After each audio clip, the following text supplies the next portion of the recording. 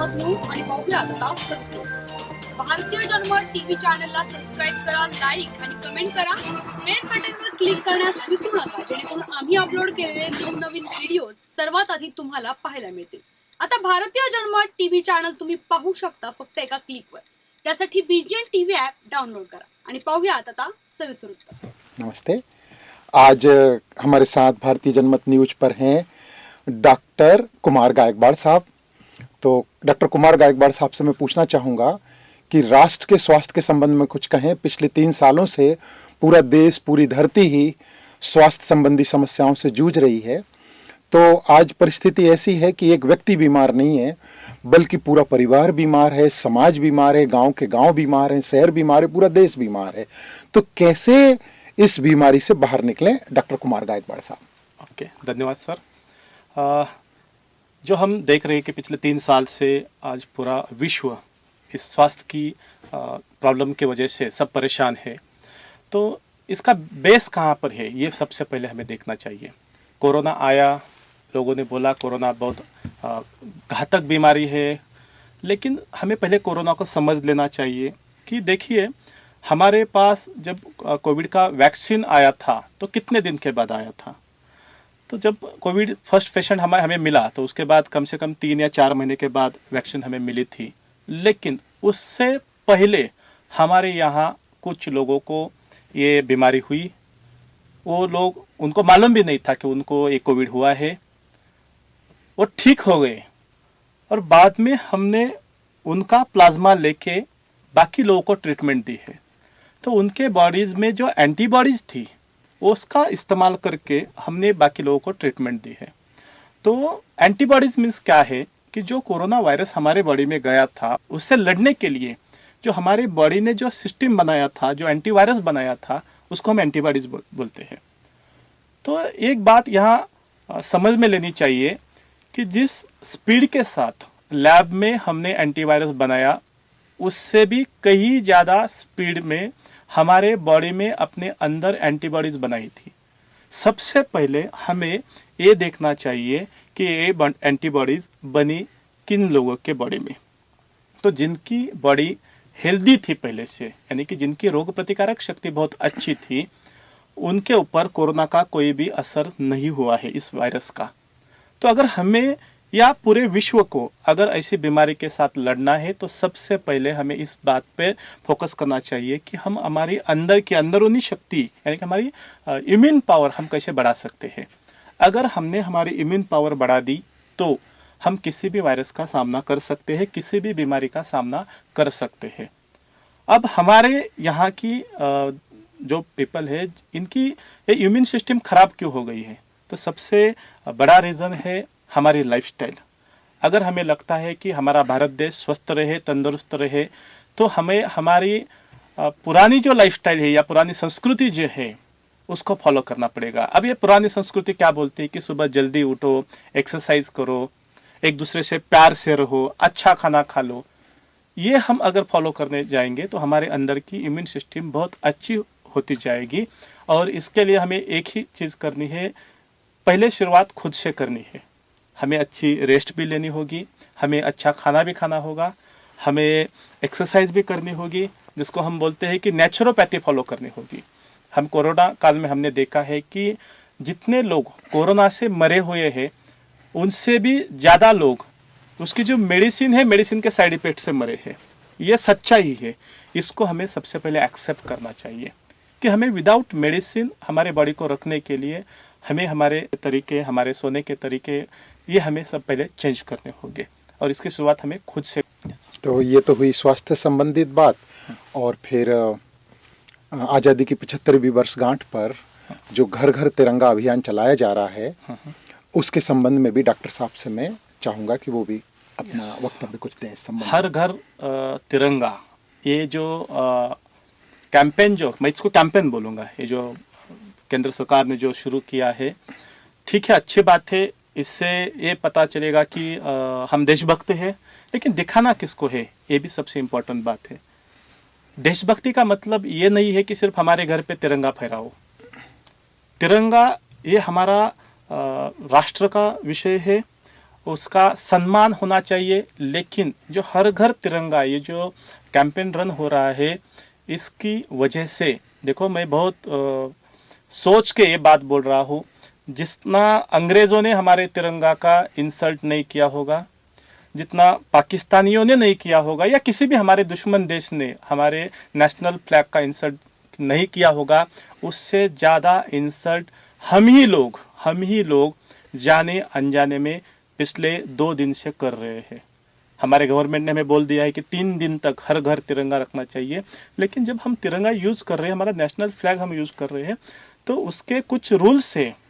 मुझे पता है कि जब हम बचपन में जब स्कूल में जाते थे, तो जब तिरंगा फहराया जाता था या उसको नीचे भी लिया जाता था, तो उसको हाथ में इस तरह से इज्जत के साथ लिया जाता था।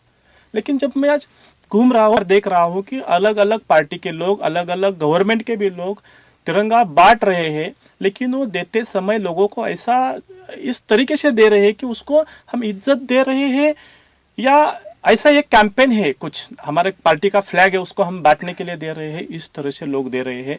तो इससे हमारे तिरंगा का हम सम्मान उसका इंसल्ट कर रहे हैं, ये हमें सोचना होगा। दूसरी बात यह है कि ये तिरंगा जब हम घर पे लगा रहे हैं, तो उसको किस तरह से लगाना है ये भी हमें देखना होगा। बहुत से लोगों ने रास्ते पर भी फ्लैग लगाए हुए हैं, कुछ लोगों ने अपने रिक्शा के ऊपर, कुछ लोगों ने अपने वैन के ऊपर लगाए हैं। हमें हर घर तिरंगा, यानी कि अपने घर के ऊपर सिर्फ एक ही तिरंगा फहराने के लिए बोला था, लेकिन लोग अपने गेट के ऊपर भी 2 जगह पर, जैसा कि तिरंगा ये डेकोरेशन का कुछ साधन है, ऐसा करके लोग अपने गेट के ऊपर 2-2, 3-3 तिरंगा लगा रहे हैं।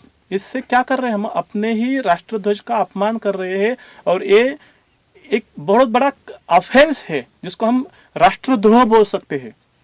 हमें मालूम, आपको हमें याद होगा कि हम जब स्कूल में थे या पीछे भी कभी हमने देखा है कि किसी के हाथों से अगर गलती से भी तिरंगा नीचे गिर जाता था और किसी ने कंप्लेंट की, तो उसके ऊपर राष्ट्रद्रोह का गुनाह दाखिल किया जाता था। लेकिन आज बहुत से जगह पर मैंने देखा है तिरंगा नीचे भी गिरा हुआ है। अभी इसके लिए रिस्पॉन्सिबल कौन है?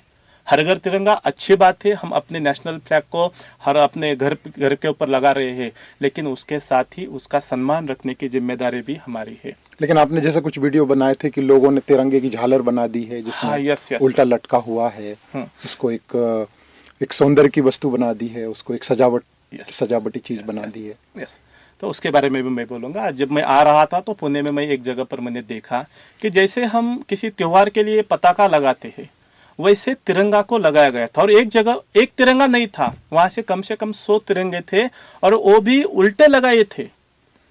अब ये क्यों हुआ? क्योंकि कुछ लोग अपना पॉलिटिकल एजेंडा सामने लेने के लिए, या पॉलिटिकली उसका अपना फायदा उठाने के लिए देशभक्ति के बात बोलते हैं, और उनके अंधभक्त जिनको ये भी मालूम नहीं है कि तिरंगा ये सजावट की चीज नहीं है, ये हमारे सम्मान की बात है, हमारे राष्ट्र का सम्मान है, लेकिन उनको मालूम ही नहीं है कि इसको लगाना कैसा है।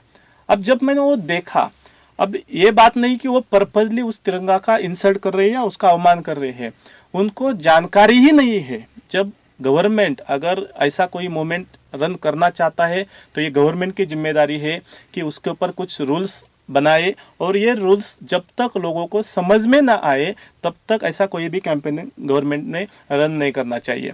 इसके लिए मैं आपको एक 2 साल पहले की बात मैं आपको याद दिलाना चाहता हूँ।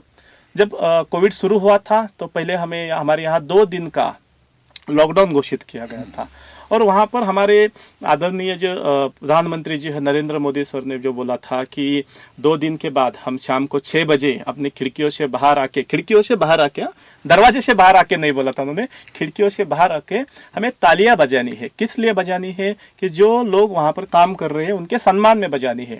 लेकिन कुछ लोग इस चीज़ का पॉलिटिकल फायदा लेने के लिए, उनको लगता है कि ऐसा हम करने से हमारा कुछ बहुत बड़ा नाम हो जाएगा, तो इसलिए लोगों ने क्या किया, 2 दिन तक तो घर में रुके, लेकिन उसके बाद वो बाहर आए, बहुत से प्लेट लेके आए, जो कुछ मिला वो लेके आए, और जो हमारा मेन एजेंडा था कि कोविड को खत्म करना है, उसकी वजह वहां पर उन पॉलिटिकल जो अंधभक्त थे उनकी वजह से हजारों लोग रास्ते पर आ गए और वही लोग ज्यादा जिम्मेदार हो गए कोविड को फैलाने के लिए। मतलब क्या है कि हमारा एजेंडा अलग रहता है या हमारी सोच अलग रहती है, लेकिन अज्ञान की वजह से कुछ अलग हो जाता है।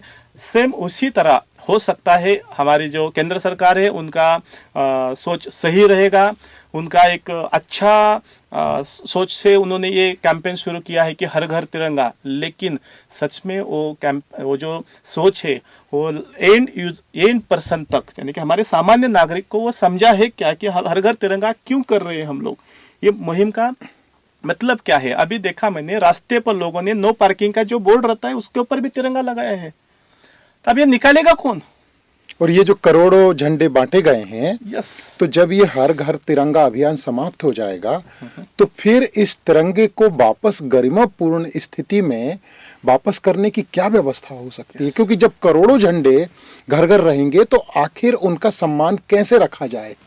अभी इसके ऊपर हमारे माननीय प्रधानमंत्री जी शायद इसके ऊपर कुछ बताएंगे, वो आएंगे कल, शायद 15 अगस्त को शाम को आएंगे या आज भी शाम को बोल सकते हैं कि मेरे भाई और बहनों, हमने ये जो शुरू किया है ये कैसा खत्म करना है, उनकी स्टाइल में बोल देंगे।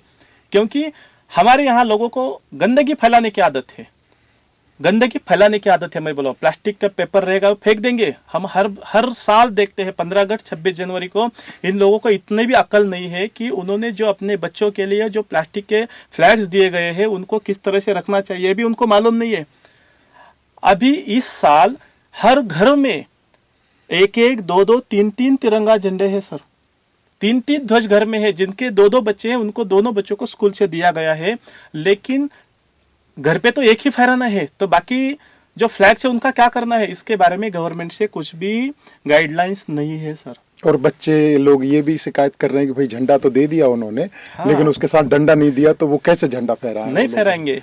तो बच्चे क्या कर रहे हैं, मैंने वो भी देखा, जेब में एज ए हैंकरशिप की तरह लेके घूम रहे हैं।